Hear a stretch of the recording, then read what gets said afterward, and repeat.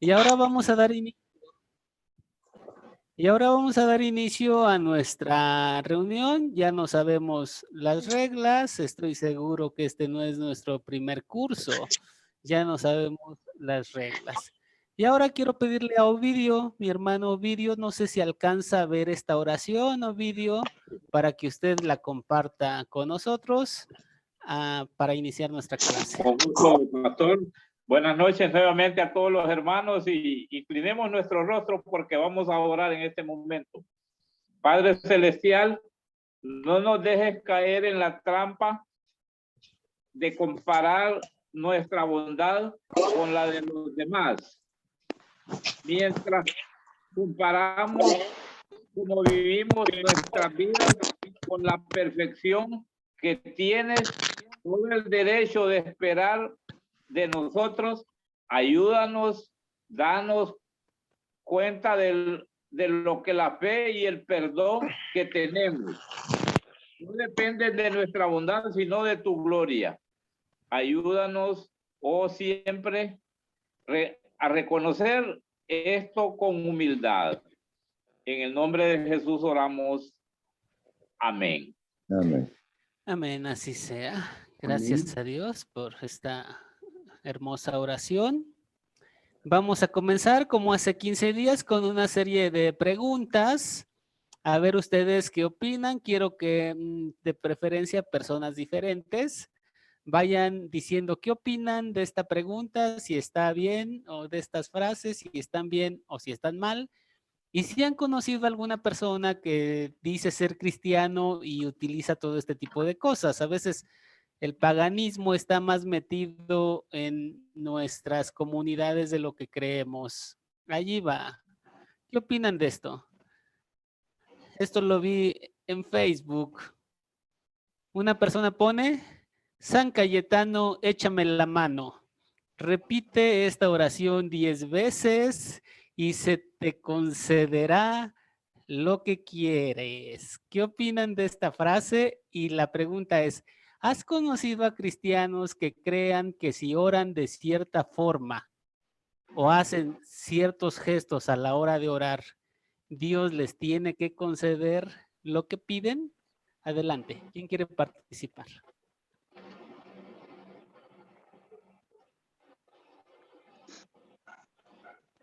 Pastor, él y yo Adelante. levanté las manos. No sé Viviana. si... Sí, Viviana, adelante. Bueno, acá en la Argentina, San Cayetano es un santo que prácticamente todo el país, o Buenos Aires más que nada, no todo el país, lo tiene en todos los negocios habido y por haber, y las iglesias se llenan. Por ejemplo, llega el 7 de agosto, que es el día de San Cayetano, y anteriormente, antes de la pandemia, había 6 cuadras de cola, 24 horas la gente esperando con carpas para poder llegar a un santito hecho de piedra o de yeso y poder tocar el vidrio. La venta de afuera de espigas, del pan, de San Cayetano, del patrono del trabajo, es algo impresionante, que años anteriores era algo, una locura. Y sí, ellos creen que San Cayetano les da el trabajo. Entonces, llevan ofrendas y bueno, es tremendo. Yo, por supuesto que gracias a Dios nunca compartí, no sé, desde chiquita que no me llamaba la atención ninguna estatua que no fuera la imagen de Cristo. Sin ser cristiana, sabía que era Cristo nada más. Pero acá en Buenos Aires es tremendo como patrono. Sí, lo sé. Y la pregunta es si ustedes conocen a alguien, algún cristiano que crea que si ora de cierta forma o se pone en tal postura, Dios le tiene que conceder lo que pide. ¿Han conocido a alguien así o esto no lo han visto? Sí. En las iglesias cristianas de acá Argentina, la mayoría, hay como un rito para orar y ayunar para torcerle el brazo al Señor, o pensando que de esa forma Dios va a tener misericordia y les va a dar lo que ellos piden. Ok, Tan sea por salud o por economía. Ok, muy interesante lo que me comparte. Otra persona. Pastor, Así, a ver, adelante. Dígame. pastor, Sí, claro. también yo quería compartir de que justamente hay personas que con respecto a la oración dicen la oración de las 3 de la mañana, de las 4 de la mañana, de las 3 de la tarde, de la noche, tienes que orar arrodillado. Hay mucho. ¿Qué opina usted con respecto a esto, pastor? Bueno, opino que los hábitos de oración son buenos, pero las posturas no son obligatorias. Aquí el problema de este caso es que hay personas que creen que con el ayuno Dios les tiene que contestar a fuerza su oración, que creen que orando 2 horas Dios sí les tiene que contestar, o repitiendo muchas veces una misma oración, y por eso estamos diciendo que a veces hay prácticas supersticiosas también dentro de grupos cristianos, ¿sale? Eso es lo que yo le puedo decir. A ver, veamos el siguiente caso. Otra persona que guste participar con toda confianza. Caso 2. Vamos, Pastor, sí, sí, claro, a ver, adelante. sí, yo en realidad también, como dice la hermana Viviana, creo que en Latinoamérica esta es una práctica muy común, principalmente de la Iglesia Católica. El 15 de mayo aquí en Honduras se celebra el día de un santo que le dicen San Isidro. Y fíjese que los productores llevan allá, son como prácticas paganas esas, ¿va? Llevan de lo que producen y ahí se llena el famoso jacal y bueno, retribuyendo de repente de lo bien que les ha ido y también esperando recompensa a la vuelta, ¿verdad? Y la práctica, ¿cómo se llama? El decir es el adagio de San Cayetano, échame la mano, sí, también se ha escuchado, yo lo he escuchado en varias veces, que la gente pide a San Cayetano para que le eche una mano porque tal vez está necesitando su ayuda, pero la verdad que son, ¿cómo le dijera? Son cosas que la gente cree en ellas, pero la verdad que aquí esos no son intercesores de nosotros. Nuestro intercesor se llama Jesucristo. Él es el que intercede por nosotros para que Dios nos dé lo que nosotros le pedimos. Ok, muy bien. A ver, vamos. Caso 2. Pastor, entonces, ¿cuál sería la forma de orar? Bueno, no tenemos una forma, o sea, unas palabras precisas, son las palabras que Dios nos da en nuestro corazón, siempre según su voluntad. Y acuérdense que hay una materia o un curso que se llama Sacramentos y Oración. Y ahí en ese curso ven un montón de cosas propias de la oración, ¿sale? Bueno, entonces lo que podemos decir de eso.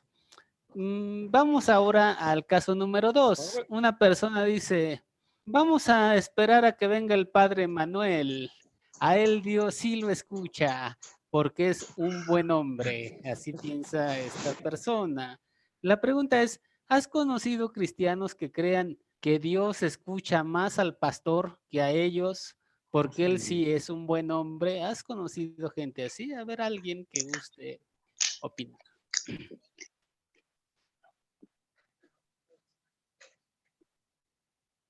Juan Reyes. Sí, pastor, sí hemos conocido gente así. Entonces, bueno, porque no leen la Biblia.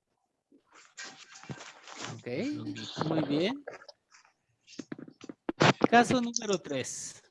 Esta persona dice, me asaltaron y me quitaron todo lo que tenía. Ahora sí voy a ir a misa el domingo para que ya no me pase nada. Y la pregunta es, ¿has conocido cristianos que piensan que por ir a un culto Dios los tiene que bendecir? Adelante, si alguien quiere. ¿Alguien más?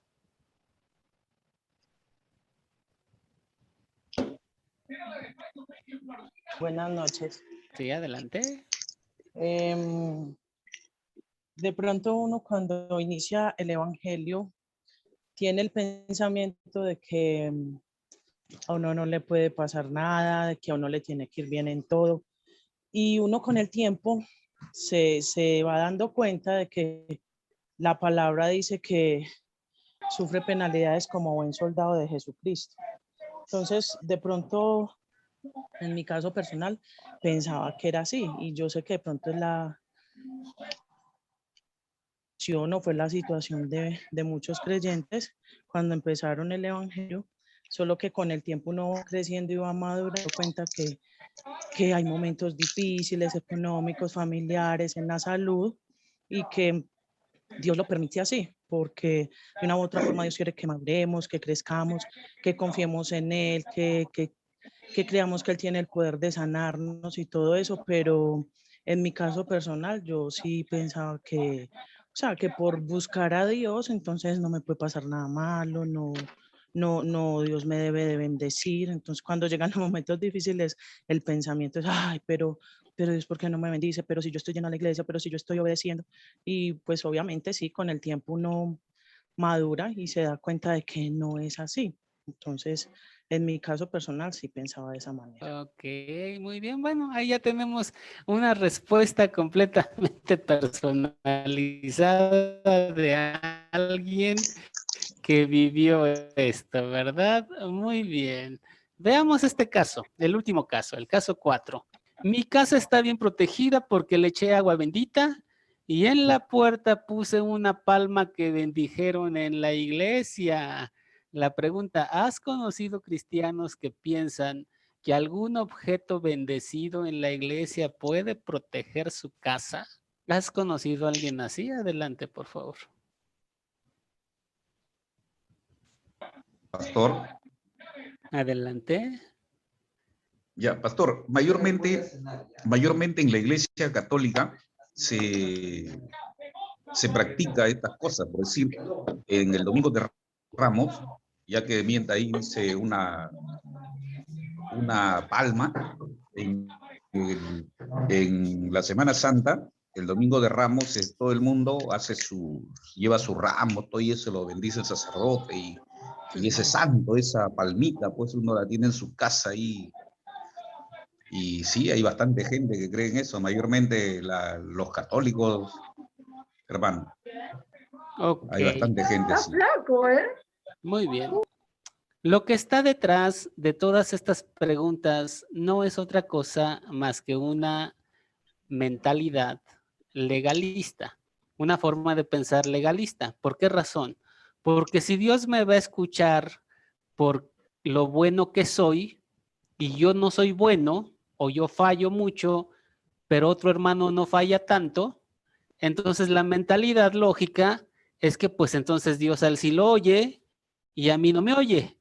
¿Por qué? Porque ahí el que se porta bien es al que Dios lo escucha.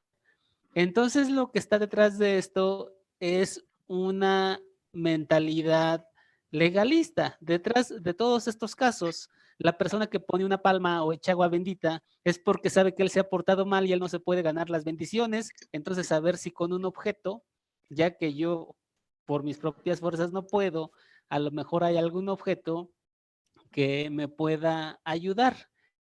Y todo lo que está detrás de estas preguntas es una mentalidad legalista. Por esta razón, el legalismo tiende mucho a destruir la vida de la gente y a distorsionar el cristianismo. Es muy importante entonces lo que estamos viendo, porque nos estamos dando cuenta que muchas de estas situaciones están presentes en gente que dice ser cristiana y que dice creer en Dios. La clase del día de hoy se titula "Los legalistas reaccionan disgustados ante la misericordia de Dios". Si ustedes ven las parábolas que puso el Señor Jesucristo, los legalistas reaccionaban disgustados por la misericordia de Dios. Por ejemplo, en esa parábola que puso del señor que salió a contratar unos obreros y unos llegaron desde la mañana y otros llegaron ya a la última hora, pero el señor les dio lo mismo a todos. ¿Quiénes se disgustaron? Los que llegaron temprano, porque ellos creían que ellos se habían ganado más que los otros.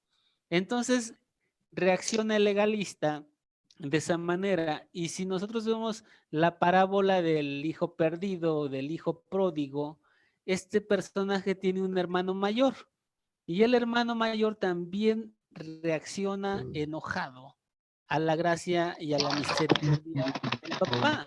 Lo que tenemos entonces con el legalista es que al legalista le disgusta la misericordia de Dios. El legalista quiere ser exclusivo. De hecho, el legalista hasta le gusta que los demás no se acerquen a Dios, porque así no pueden ser como él. Él es el más santo. Y si otro se acerca a la vida cristiana, él se disgusta porque él quiere ser el más santo. Él es el que más sabe y no le gusta que los otros estudien mucho la Biblia porque no quiere que sepan más que él, porque esa es una técnica que él tiene para dominar. Entonces, el legalista siempre va a tener en su vida un disgusto hacia la misericordia de Dios y hacia el crecimiento de los demás. En las mismas iglesias hemos tenido testimonios de líderes que no dejan que los demás crezcan, no dejan que los demás se desarrollen porque piensan que en algún momento ellos pueden ser superados. Al legalista no le interesa que el otro tenga una relación con Dios y crezca en esa relación.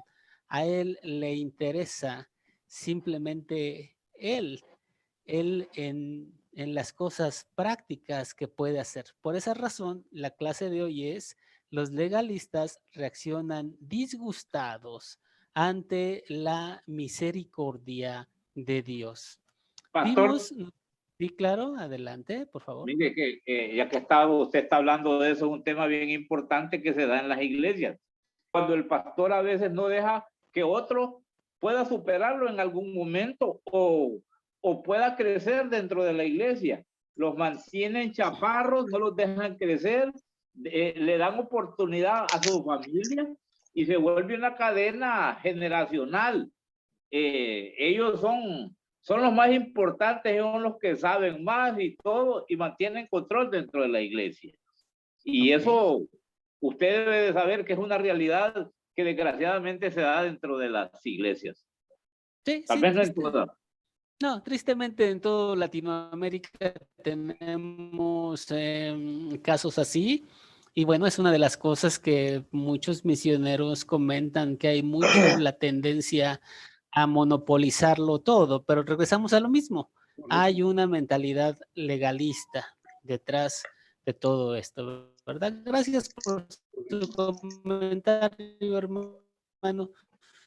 Y tenemos entonces una parábola que se cuenta aquí que nosotros vimos. Dice la pregunta: ¿cuál es el contexto de la parábola? El contexto es lo que estaba pasando antes, ¿sí? Alguien dígame, de preferencia alguien diferente, ¿cuál es el contexto de la parábola? ¿Qué sucedió antes?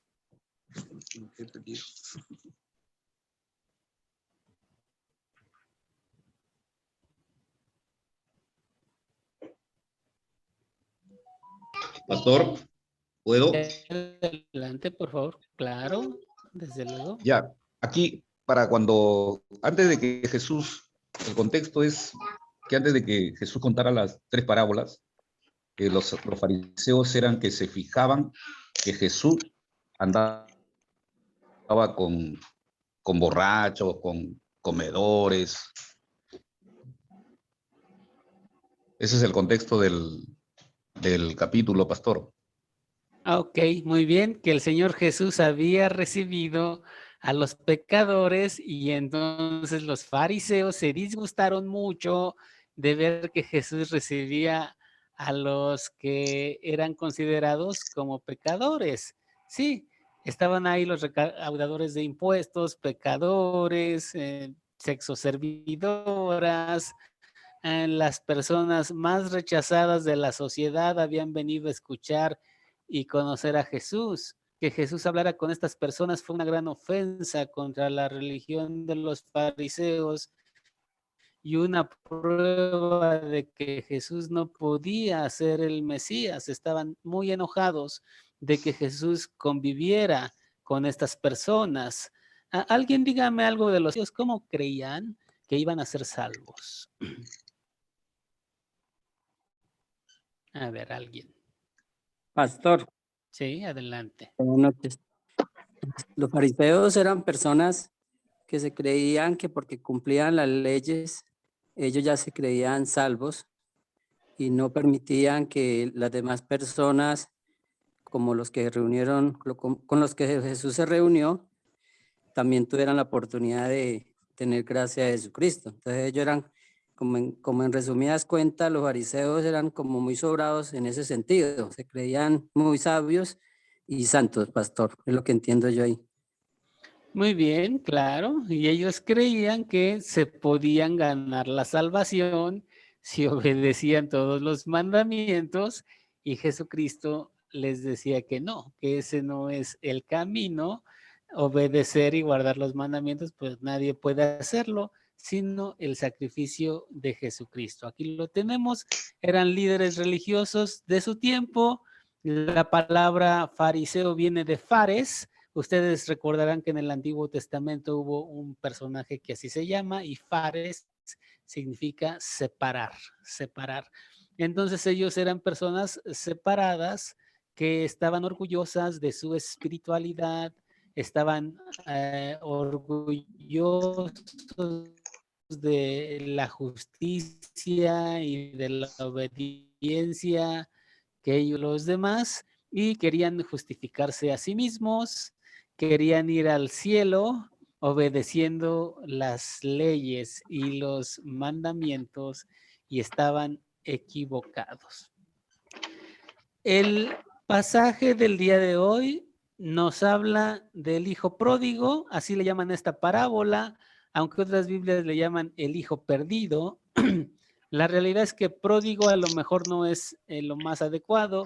Un pródigo es un despilfarrador, es el que se pone a gastar generosamente y no mide sus gastos. Entonces, por eso le llamaron el hijo pródigo, porque gastaba demasiado.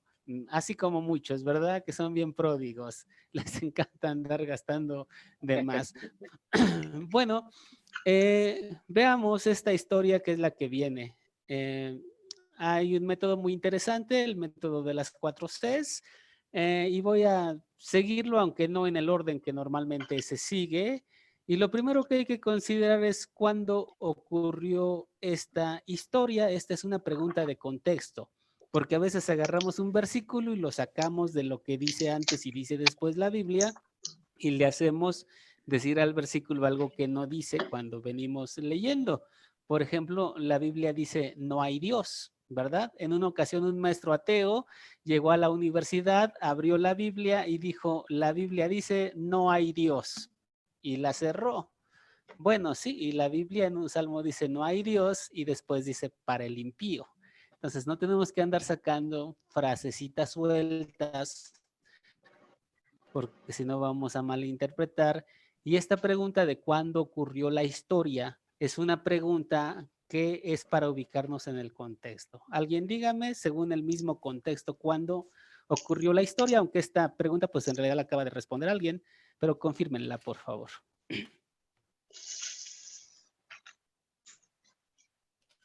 Pastor. ¿Sí? Sí, esta historia tiene un antes y un después. Antes, cuando el hijo menor le pidió a su padre que le heredara lo que le tocaba y el papá no lo pensó 2 veces, ¿verdad? Le cumplió al hijo y le dio lo que le pertenecía. El hijo se fue a derrochar, como dicen, como hijo pródigo, ¿verdad? A despilfarrar lo que el papá tanto le había costado. Y entonces él lo malgastó, lo usó prostituyéndose y ingiriendo bebidas alcohólicas y todas esas cosas. Cuando Bueno, quedó, como dicen, sin dinero, se fue a buscar empleo.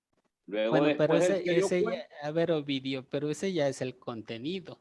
Aquí nada más Ok. queríamos saber qué había pasado antes, ¿verdad? Y lo que había Sí. pasado antes era que el Señor Jesús llegó a un lugar y llegaron los pecadores y el Señor Jesús los recibió, ¿verdad?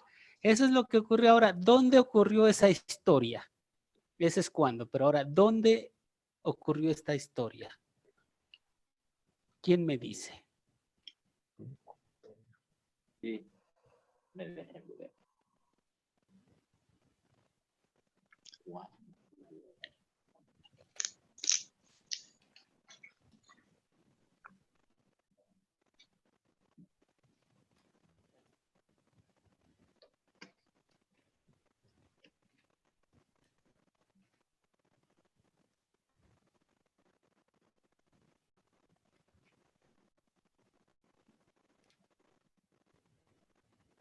¿Qué pasó? ¿Nadie? ¿Nadie se anima? Sería bueno que nos aclare la primera pregunta que usted hizo. La primera. Bueno, ¿cuándo ocurrió la historia?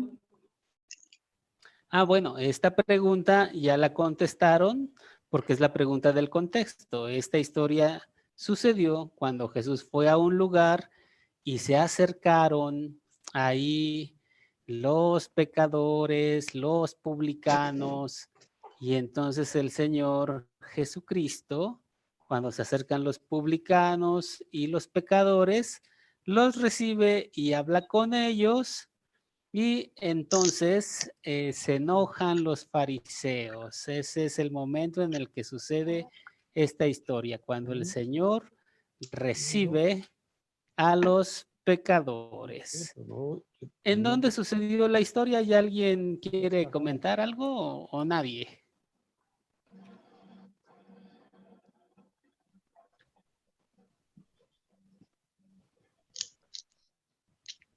No tenemos un lugar señalado. El Señor Jesús entraba en las casas, comía y ahí venían a Él, pero no tenemos un lugar señalado exacto en esta historia, ¿verdad? En el contexto de esta historia, aunque aquí se mencionan unas zonas lejanas. Esta pregunta sí la vamos a responder muy fácil. ¿Quiénes son los personajes de esta historia? Hay 3 personajes principales. A ver quiénes son. El papá y los 2 hijos. Muy bien, el papá y los 2 hijos. Y hay otros personajes que aparecen ahí como personajes secundarios. A ver, menciónenme a 2 de ellos. Los dueños de los ranchos a donde le dieron trabajo, el hijo pródigo. Muy bien, ahí están unos y otros. Los servidores del papá, los trabajadores, los empleados, Muy ¿verdad? bien. Que el hijo mayor lo llamó ahí para preguntarle qué estaba pasando. Así es. Muy bien. Fíjense, aquí hay 3 personajes principales. ¿El padre a quién representa? A Dios. Dios. ¿El hijo despilfarrador o el hijo perdido que fue y se gastó todo? ¿A quién representa? Pues a los pecadores. A nosotros. A nosotros como pecadores. Muy bien. Y el hijo obediente, entre comillas, ¿a quién representa? A los legalistas. A los que no les gusta que Dios tenga misericordia con los demás. De los demás. Ahora, el texto es muy importante, porque nos dice lo siguiente, vean. El menor le dijo a su padre, Padre, dame la parte de los bienes que me corresponde, ¿sale? Eso dice el menor. Y luego dice, y les repartió los bienes. ¿Ya vieron cómo está esto? Está en plural. Y les, a los 2, les dio los bienes. Vino el hijo menor, otra vez. El menor de ellos dijo a su padre, Padre, dame la parte de los bienes que me corresponde. Y luego dice, y les repartió los bienes. ¿A quiénes les? A los 2 hijos. Por esa razón, la Nueva Biblia Internacional tradujo así, miren. El menor de ellos dijo a su padre, papá, dame lo que me toca de la herencia. Correcto. Así el padre repartió sus bienes entre los 2.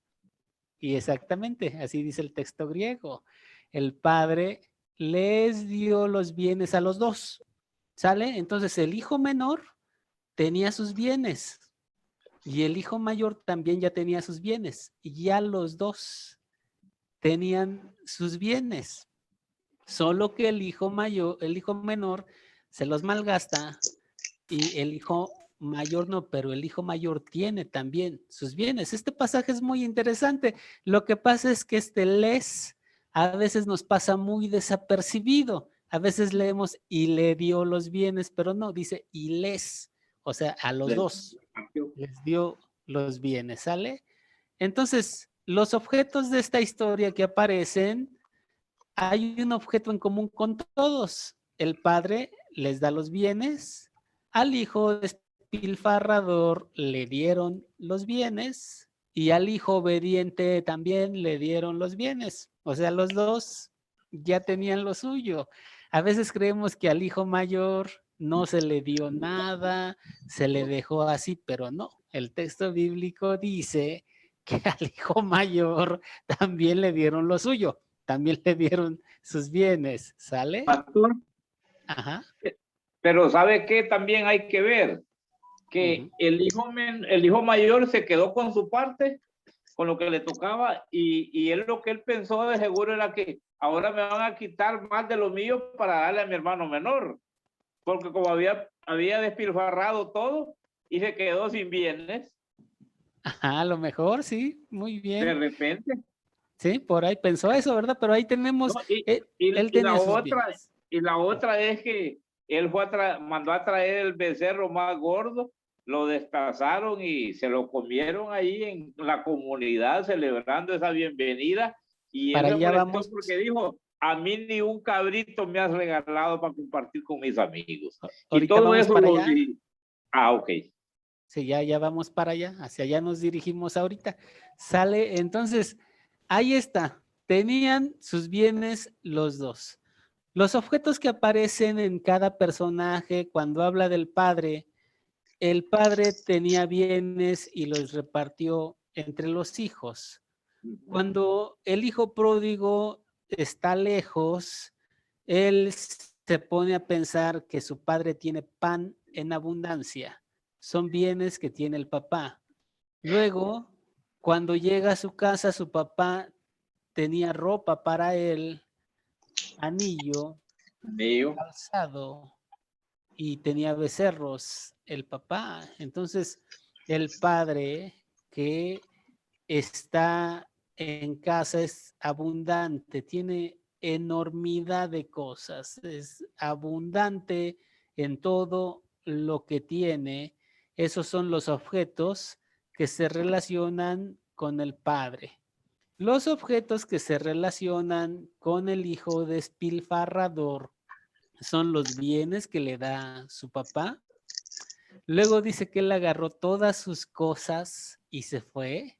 Entonces llevaba cosas, objetos personales y ya estando allá, pues despilfarró todo, se soltó una hambruna y entonces él se fue al campo y ahí en el campo se puso a cuidar cerdos. Los cerdos eran un animal impuro para la cultura judía. Si ustedes leen allá Levítico, se van a dar cuenta de que es un animal impuro y este hombre, al estar cuidando cerdos, significa que había caído, pero en lo más bajo, en lo peor. Y para colmo dice que deseaba comerse la comida de los cerdos. Ese es otro objeto que se menciona en relación a este hijo despilfarrador. Un hijo que aquí vemos tocó fondo, o sea, le fue muy, pero muy mal. Y luego los objetos que se relacionan con el hijo legalista, a él le dieron también sus bienes. Él ya tenía sus bienes. Y luego venía del trabajo del campo. Él estaba en el campo, llegó a la casa y estaba afuera de la casa. Estos son los objetos que se mencionan en relación al hijo legalista. Le dan la noticia de que el padre ha matado un becerro gordo y él menciona que a él nunca le han dado ni siquiera un cabrito. Ahora fíjense cómo el padre a él ya le había dado toda su herencia, pero él le dice, es que a mí no me han dado ni siquiera un cabrito, o sea, no es cierto. Lo que este hombre está diciendo no es cierto, porque él ya tenía su herencia, como lo leímos en los primeros versículos. Sin embargo, él dice que no le han dado nada. ¿Eh? Los eventos de esta historia, ahí van. El hijo menor pidió la herencia. El padre repartió la herencia a ambos dos, ¿verdad? Le dio la herencia a ambos dos. Los dos hijos tuvieron su herencia. El menor malgastó todo y acabó entre los chanchos, acabó entre los cerdos. El menor regresó harapiento y andrajoso con su padre. El padre al verlo tuvo compasión y lo aceptó. Y el hijo mayor se enojó de que el padre aceptara a su hermano. Se enojó de que el padre tuviera misericordia con su hermano. ¿Cuál es el problema de esta historia? El problema es que el hijo mayor, a pesar de contar ya con su herencia, no aceptaba que el padre sea misericordioso con su hermano que falló, pero el hijo mayor ya tenía su herencia y no aceptaba la misericordia del padre. El padre invita al hijo mayor a asimilar la misericordia. ¿Cómo se soluciona el problema? El problema se soluciona así: acepta la misericordia que el papá tiene. Así se soluciona el problema. El problema no se va a solucionar con que el papá no le dé nada al otro, que el padre deje de ser misericordioso. Porque, ¿saben una cosa? En la Biblia, la misericordia es uno de los atributos más pronunciados de Dios. Por todos lados, en toda la Biblia se va a hablar de la misericordia de Dios. En los tiempos de la Reforma Protestante hubo dos grupos. La pregunta era, ¿cuál es el atributo más pronunciado de Dios o la cualidad más pronunciada de Dios? Y Martín Lutero dijo la misericordia, está por todos lados. Y Juan Calvino dijo la soberanía. Dios es soberano y lo que dice se hace. Y eso dio como resultado dos tendencias diferentes. Uno enfatiza siempre la misericordia de Dios, otro enfatiza siempre la soberanía de Dios. ¿Por qué hay que ir a adorar a Dios? El calvinista responde porque Dios es todopoderoso, es soberano y hay que ir a reconocer su grandeza. El luterano va a contestar porque Dios es misericordioso, nos ha bendecido inmerecidamente y hay que responder dando gracias. ¿Se dan cuenta? Entonces, mientras unos grupos enfatizan la soberanía, hay que hacerlo porque Dios es grande y hay que reconocer su grandeza. Otros enfatizan la misericordia. Dios ha sido bueno, ha sido maravilloso y vamos a responder a su gracia y a su misericordia. Pero la misericordia entonces en la Biblia no es una cualidad como la de los seres humanos. Por ejemplo, los seres humanos tenemos misericordia en el sentido de que yo voy caminando por la calle, veo una persona pidiendo limosna, siento muy feo, le doy una limosna y al rato ya me olvido, ¿sí? la misericordia fue una emoción que me dio en un momento, así es la misericordia humana, normalmente lo dice el libro de Oseas, así es la misericordia humana, pero la misericordia de Dios no es así, no es nada más un ratito. Dios es misericordioso siempre, eternamente, siempre es misericordioso y es una de las cualidades que Él tiene. Siempre, siempre, siempre es misericordioso, aunque nosotros lleguemos a fallar, aunque nosotros nos equivoquemos, la misericordia de Dios se mantiene siempre. Por eso en el Antiguo Testamento se le dijo una vez a Salomón que Dios lo iba a castigar, pero su misericordia no se iba a apartar de él. Entonces Dios nos disciplina, nos corrige, pero su misericordia siempre está presente porque esa es una cualidad y ya de él, así como él es santo, ¿sí? Así como él es todopoderoso, así él es misericordioso. Es algo que siempre está con él. La pregunta que aparece aquí, antes de que hagamos una pausa, dice, ¿por qué estaba enojado con su padre el hijo mayor? A ver, alguien, por favor, contribuya en esto. Desde su punto de vista, como vio la narración, como vio el video, ¿qué impresión les quedó del hijo mayor porque estaba enojado? Pastor, si Adelante. puedo yo. Sí, No sé si alguien. adelante, hermana. Usted y después Bueno. Juan Reyes, adelante. Bueno. Sí, usted primero y después Juan. Perfecto. Y bueno, el hijo mayor era como que le daba bronca, que él se trataba de mantenerse fiel al lado del padre, haciendo las cosas correctas, tenía un ego muy grande, yo soy bueno, yo estoy con mi padre, yo hago todavía las cosas, mi hermano menor hace lo que quiere, despafarró todo y ahora viene y hay que perdonarlo y hay que soportarlo y hay que aceptarlo. Entonces, esa es la diferencia que había. Él no perdona, no le da envidia, le molesta que el padre los amara a los dos por igual. Ok, eso muy pienso. bien. Muy Lo interesante. que a mí me hace acordar un poquito, y dos palabritas y ya dejo al hermano que siga, es a Jonás, cuando el Señor lo manda que predique a Nínive. Él no quería que ese pueblo se salvara y se iba para cualquier lado hasta que Dios hizo que se cayera de la barca y el pez lo escupió en Nínive. Y ese pueblo se salvó porque Dios tenía misericordia. Y Jonás se quedó con bronca, se enojó. Jonás tuvo que aceptar la voluntad de Dios, pero no fue de su agrado. ¿Puede ser? Sí, sí, así es. Muy interesante el ejemplo de Jonás. A ver, Juan, adelante. ¿Por qué estaba enojado el hijo con su papá?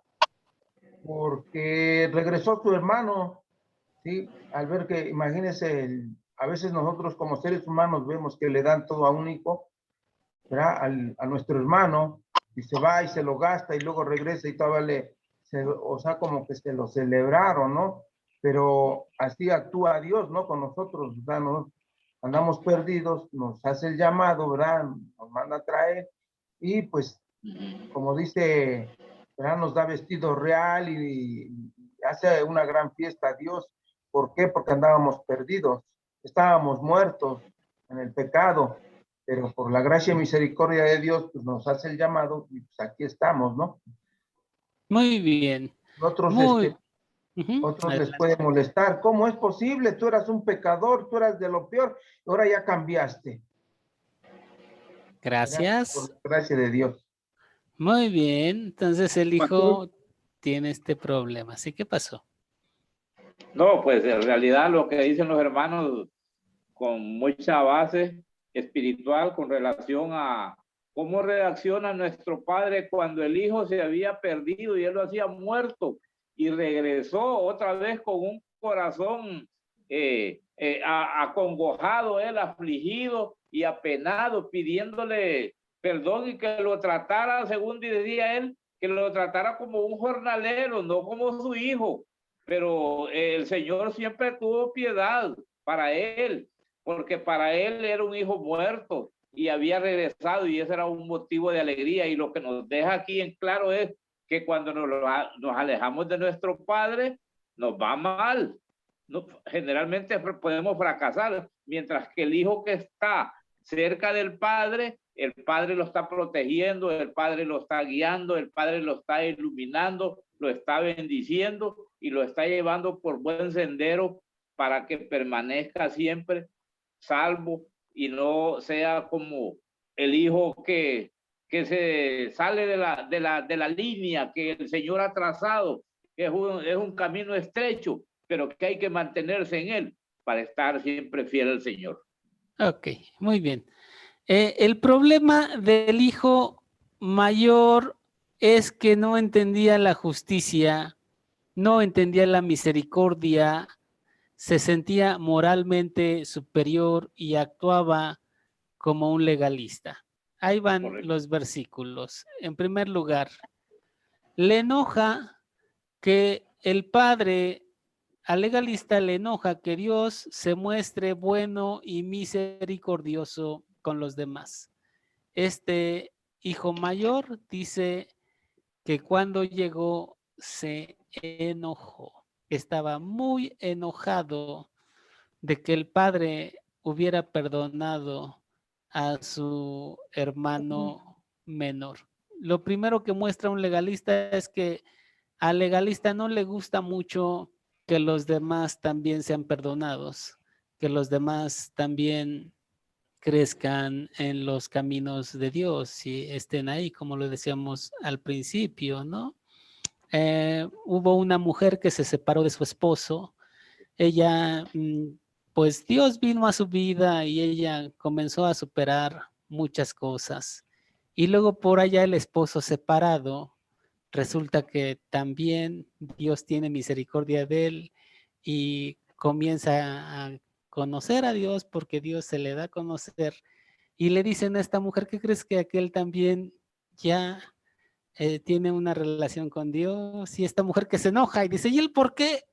¿Él por qué debe de estar ahí? Él, así como es, ¿cómo es posible? Entonces se disgusta porque a un legalista le disgusta que Dios tenga misericordia de aquellos que se han equivocado. El legalista no quiere vivir con aquellos que se portaron mal en el pasado. Dice que el hijo no quería entrar. El legalista va a decir, yo nunca he sido, yo nunca he fallado, yo nunca he robado, yo nunca he sido un delincuente, yo siempre he sido buena persona y cómo me voy a juntar con esos, por mucho que Dios los haya aceptado, no somos iguales. Así va a pensar el legalista. Y el legalista no va a querer convivir con aquellos que tuvieron un pasado turbulento, aunque ahora ya estén fuera de ese pasado, aunque Dios ya haya hecho la obra. El legalista se considera a sí mismo como alguien que nunca ha fallado. Miren lo que le dice: tantos años te sirvo no habiéndote desobedecido jamás. Qué interesante. No habiéndote desobedecido jamás. O sea, él cree que nunca le falló a su papá.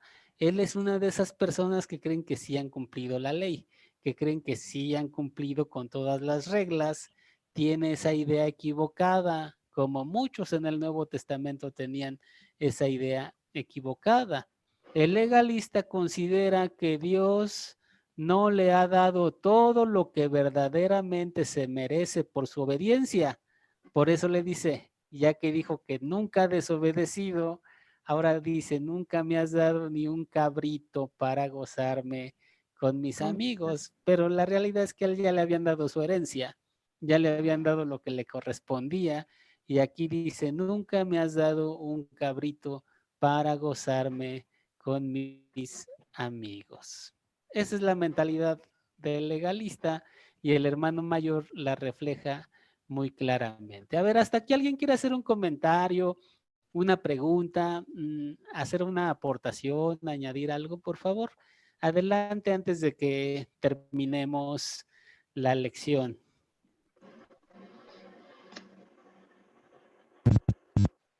Una pregunta, pastor. Sí, claro. El papá de los muchachos, del mayor y del menor que le repartió la herencia, y él, ¿cómo lo consideramos? Bueno, el padre está representando a Dios. Y aunque Dios. ustedes ven, aunque dio herencias, él sigue teniendo muchos bienes. O sea, los bienes Correcto. no se le acaben. Por esa razón él representa a Dios. Aunque dio herencias, él sigue siendo completamente abundante. ¿Sale? ¿Alguien más?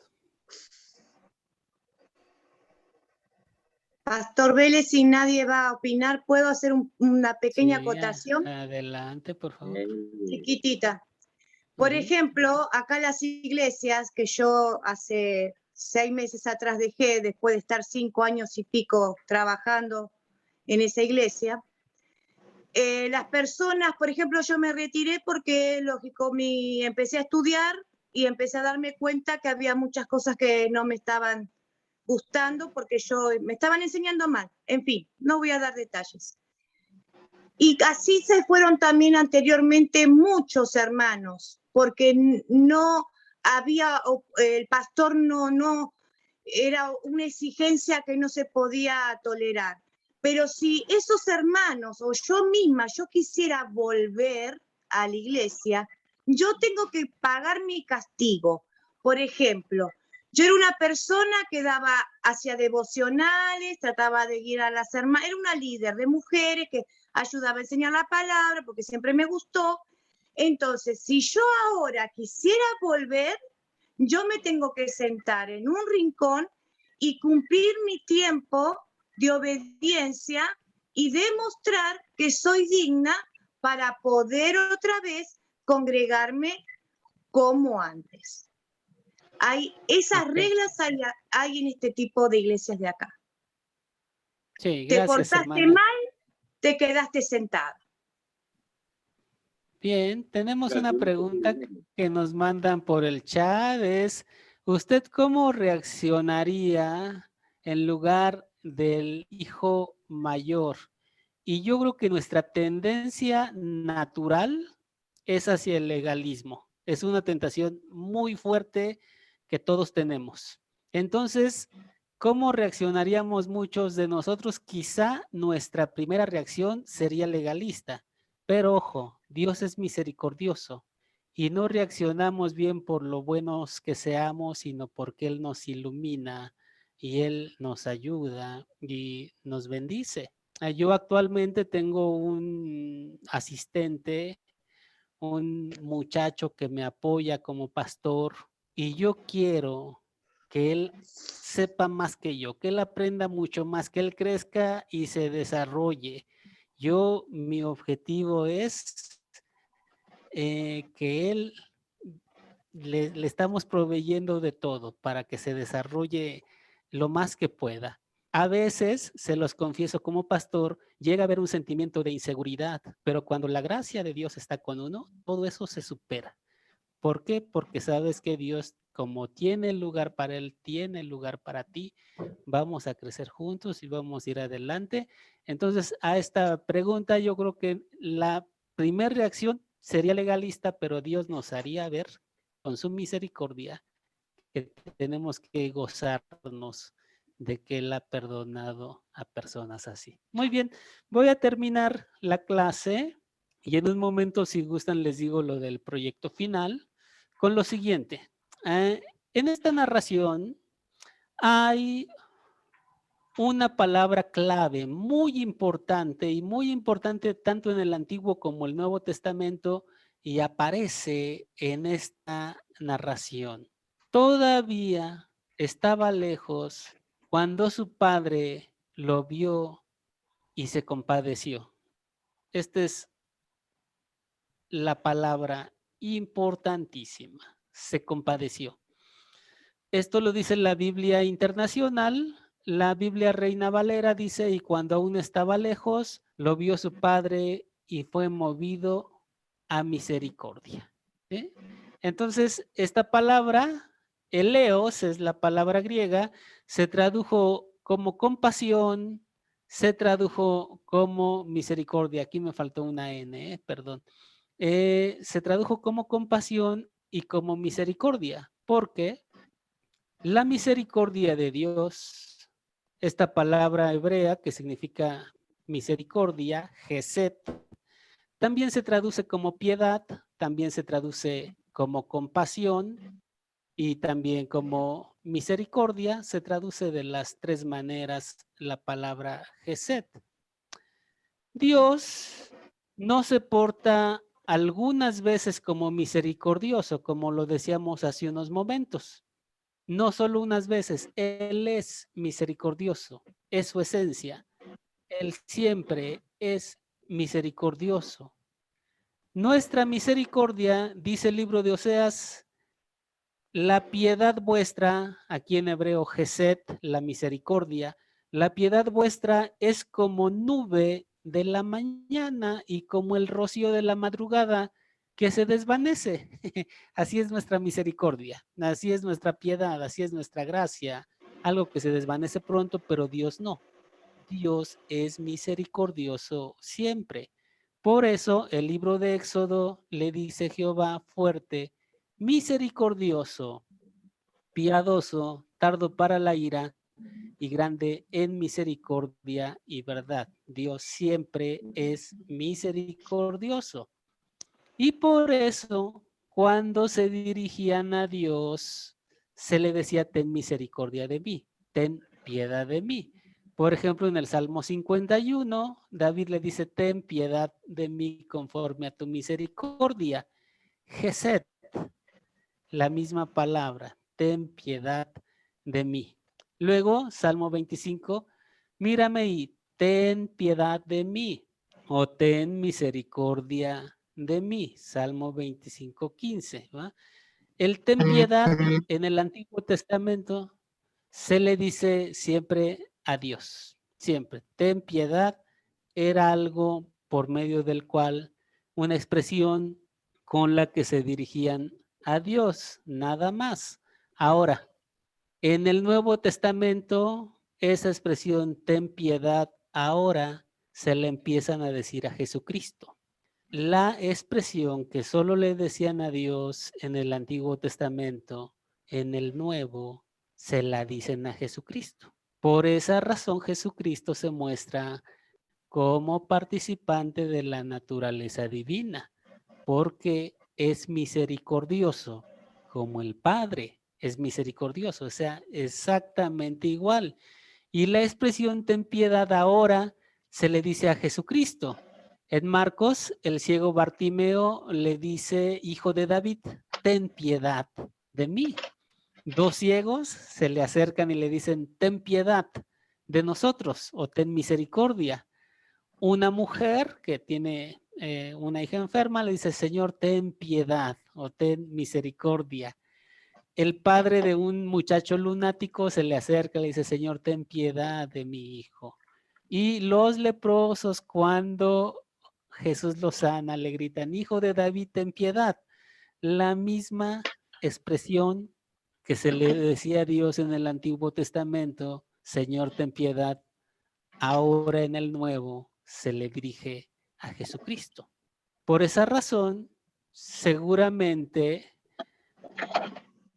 bueno, Señor, ten piedad, le dicen a Dios en el Antiguo Testamento, Señor, ten piedad, le dicen al Señor en el Nuevo Testamento. Por eso a lo mejor algunos de ustedes se han dado cuenta que algunos de los cultos religiosos más antiguos, en una parte le dicen al Señor, Señor, ten piedad de nosotros, Cristo, ten piedad de nosotros, porque se está identificando que lo mismo que se le decía a Dios en el Antiguo Testamento, ahora se le dice a Jesucristo en el Nuevo. La palabra piedad o misericordia en griego se dice eleos, ¿sí? Por esa razón, a esa parte del culto cuando le dicen al Señor, Señor, ten piedad, se le llama Kyrie eleison, porque Kyrie significa Señor y eleison viene de eleos, que significa ten piedad. Señor, ten piedad de nosotros, ten misericordia de nosotros. Y lo mismo, la misma característica de Dios en el Antiguo Testamento, la misericordia, la trae Jesucristo.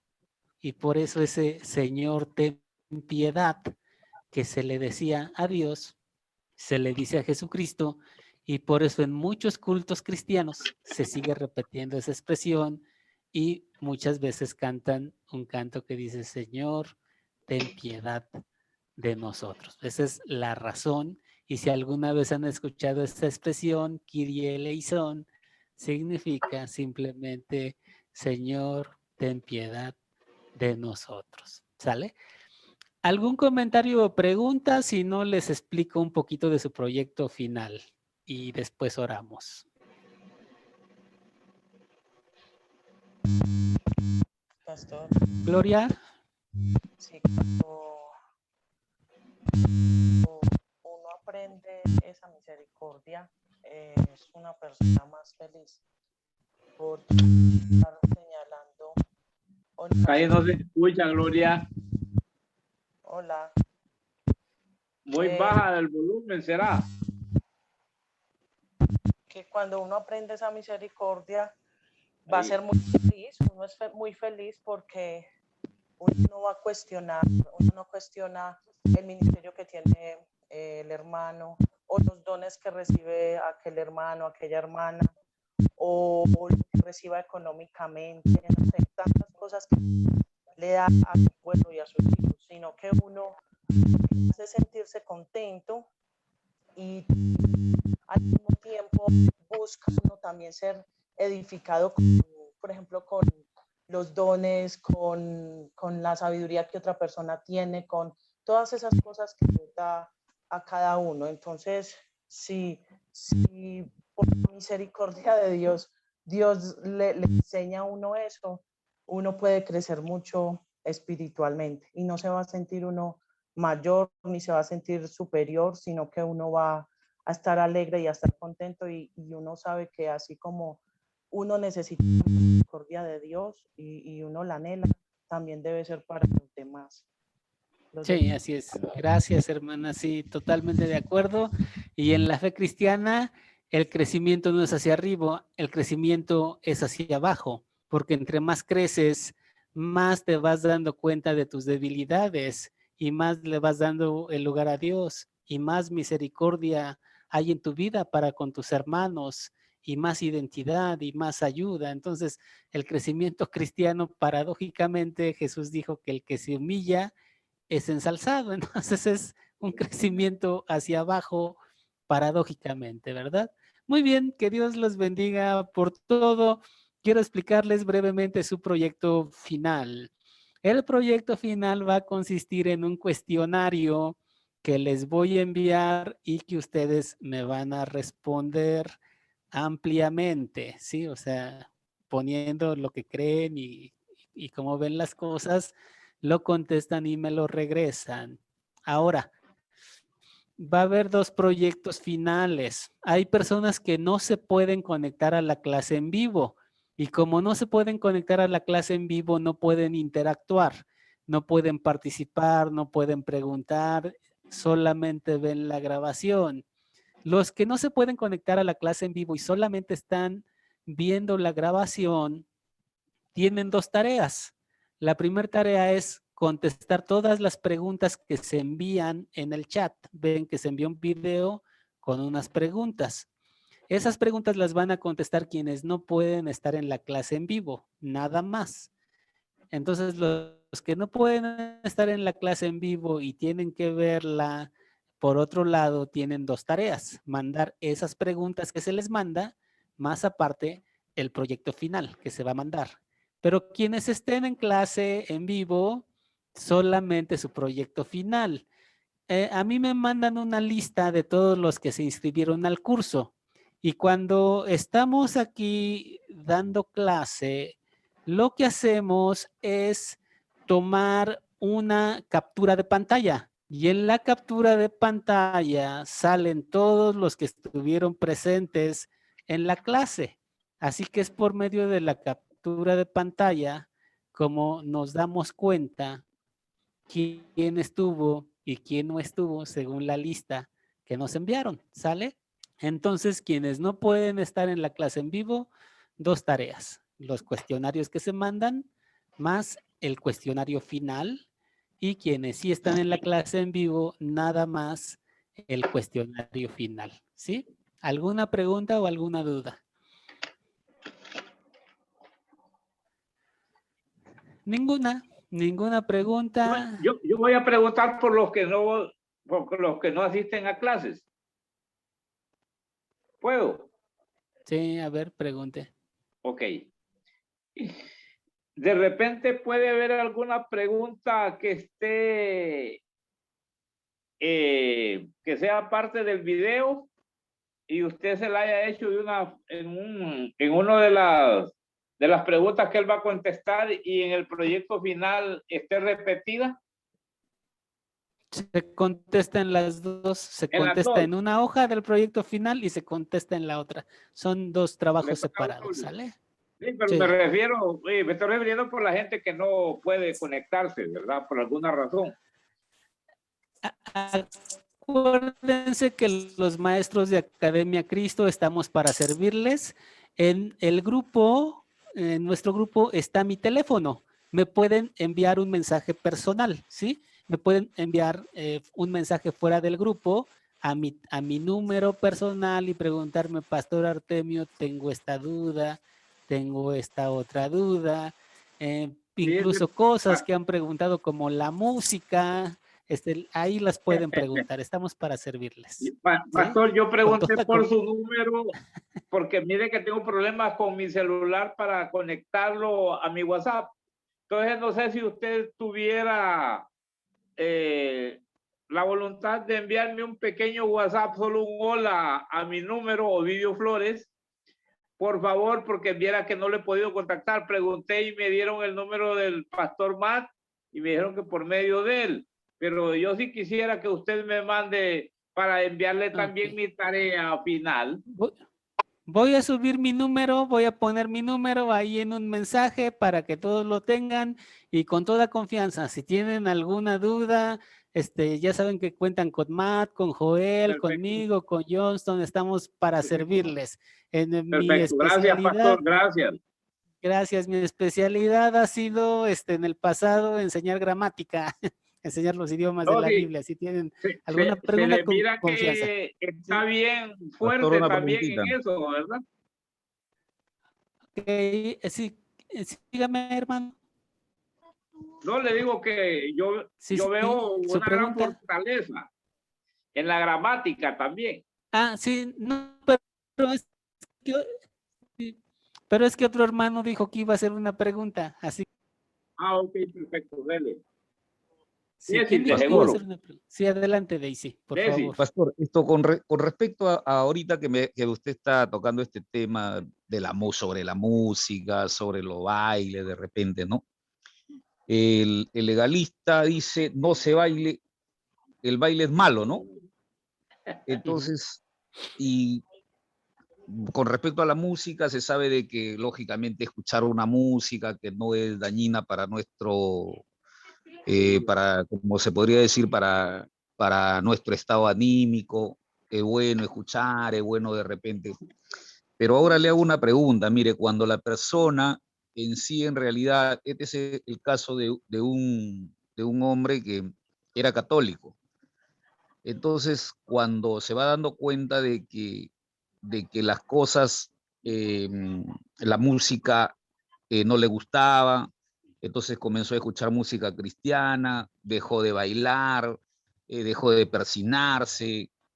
¿Qué opina usted de esto, pastor? ¿Es la acción del Espíritu Santo o de repente como que se agarró un poco apegado a la letra?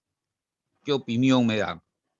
Sí, si dejó de bailar porque fue una convicción personal que Dios le fue dando, quizá el baile le traía algún tropiezo o algo así y eso fue producto de su relación con Dios, está bien, no hay problema.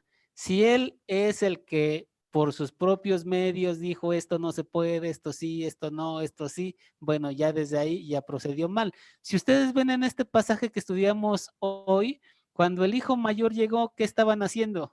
Oyó la música y las danzas, estaban bailando de alegría, estaban bailando de gozo. Si ustedes ven cuando Dios, cuando Saúl derrotó a los filisteos, la gente cantaba y bailaba. Saúl hirió a sus miles y David a sus 10,000, estaban bailando de gozo y de alegría. Entonces en la Biblia sí se bailaba cuando había gozo y alegría, como una expresión de gozo y alegría. Era un baile hasta donde sabemos dentro de los límites sanos. ¿Por qué? ¿Se acuerdan que la hija de Herodes y su esposa se puso a bailar, la hijastra, ¿no? La hija de la esposa, se puso a bailar en una ocasión y se puso a bailar un baile. El baile es un baile sensual. De hecho, es un orgis, dices. De ahí se deriva la palabra orgía y la palabra orgasmo. Es un baile que tiene como objetivo provocar sexualmente a los demás. Ahora, cuando dice que aquí estaban bailando, es otra palabra griega, o sea, es otro tipo de baile, es algo diferente, ¿verdad? Entonces, en ese sentido, lo que podemos decir es que en la Biblia sí se acostumbraba a bailar cuando se tenía mucho gozo, mucha alegría y de manera decente, desde luego, no como los bailes licenciosos que tenían los paganos. En ese sentido, tenemos una guía, ¿verdad? Porque tampoco podemos ser completamente prohibitivos en esto. Bueno, hasta ahí, Daisy, y ya saben que cuentan con nosotros para Pastor, para terminar aquí, no se vaya todavía. Claro. Justamente ahí el temita sobre el baile, ¿no? Pero dice, David danzaba, dice, ¿no? O sea, entonces justamente, pero danzaba para el Señor. Entonces, ¿se puede danzar para el Señor? ¿Te mueve el espíritu a hacerlo, pastor? Bueno, muy interesante pregunta. Y quiero decirles que en el Discipulado 2 hay una clase que se llama Adoremos, en donde se ven todo este tipo de cosas. Lo que podemos decir básicamente es que el Espíritu Santo nos mueve a la conversión, nos mueve hacia los principios de la vida cristiana, y a veces nosotros no podemos particularizar tanto de movimientos así, de ese tipo del cuerpo. O sea, no tenemos algo así bíblico que nos diga que el Espíritu Santo nos mueva a hacer algo. Lo que podemos decir es que las cosas, si se hacen decentemente, si se hacen bien, si se hacen en orden, pueden tener un lugar, ¿no? En las cosas de Dios, mientras no caigamos, como lo decíamos al principio, en cosas paganas o en cosas licenciosas o indecentes, yo creo que puede haber por ahí un camino, ¿sale? Bueno, a ver, Juan, la última, viene su pregunta. Pastor, me invitan a una fiesta, está un grupo, ¿puedo bailar con mi esposa? Lo invitan a una fiesta y está un grupo. ¿Y qué grupo es el que está cantando ahí? Música colombiana. Sí, miren, nosotros tenemos un principio general que veíamos hace 8 días sobre la libertad cristiana, ni licencioso ni legalista. O sea, yo creo que una persona que baila con su esposa, pues qué lujuria puede haber en bailar con su esposa, ¿no? Cuando es la pareja de su vida y todo ese tipo de cosas. Yo creo que todo tiene que estar basado en ese principio. No todo, todo me es lícito, pero no todo me conviene. Y también el apóstol Pablo dice, escudriñadlo todo, retener lo bueno, desechar lo malo. Entonces, yo no estoy ahí para oír las letras que se están cantando, del tipo de música, pero eso el cristiano, Dios se lo va a hacer ver en su vida. Y él mismo, si no es algo de Dios, no se va a sentir bien, porque el mismo Espíritu obra en su vida y le hace ver las cosas, ¿verdad?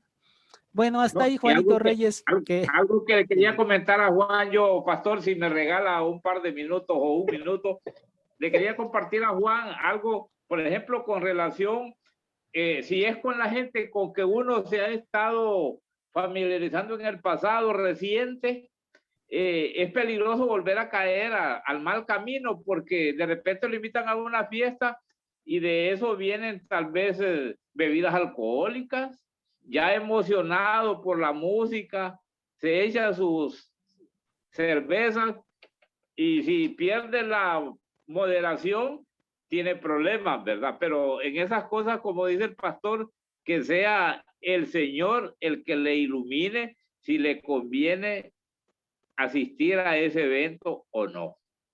Un consejo muy especial. Un consejo gratis, Juanito, ¿sale? Que Dios les Gracias, bendiga. hermano. Ok, Juanito, gusto. Igualmente, hermano. Inclinen su Gracias. rostro, por favor. Vamos a despedirnos de la casa de este lugar. Que el Señor te bendiga y te guarde. Que el Señor haga resplandecer su rostro sobre ti. Vuelva el Señor su rostro sobre ti y te conceda la paz. Amén. Que Dios nos bendiga. Estamos despedidos. Nos vemos dentro de 2 días, el miércoles. Gracias, Matt. Que Dios te Que bendiga Dios lo mucho. bendiga, pastor. Que pase muy ¿Cuándo buena nos noche. va a mandar Buenas noches, compañero. el trabajo final, pastor? Buenas noches. Que Dios lo bendiga. Eso sí no lo dijo. 2 clases antes de terminar. ¿sí? 2 clases antes de Ok. terminar les envío el trabajo. Perfecto, perfecto.